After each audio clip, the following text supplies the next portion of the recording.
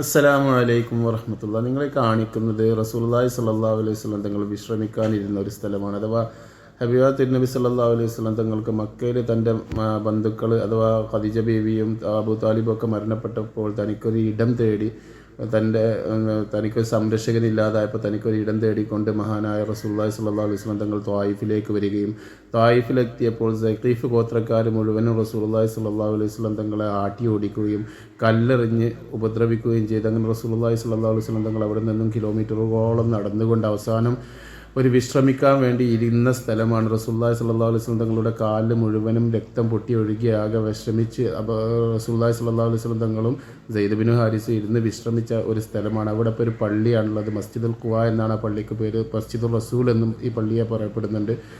ആ ഒരു സ്ഥലമാണ് നിങ്ങളെ കാണിക്കുന്നത്. റസൂലുള്ളാഹി സ്വല്ലല്ലാഹു അലൈഹി വസല്ലം തങ്ങൾ വിശ്രമിക്കാനിരുന്ന, ത്വായിഫിൽ നിന്നും തിരിച്ചു വരുമ്പോൾ വിശ്രമിക്കാനിരുന്ന സ്ഥലം. ഓക്കെ, അസ്സലാമു അലൈക്കും വറഹ്മത്തുള്ളാഹി വബറകാതുഹു.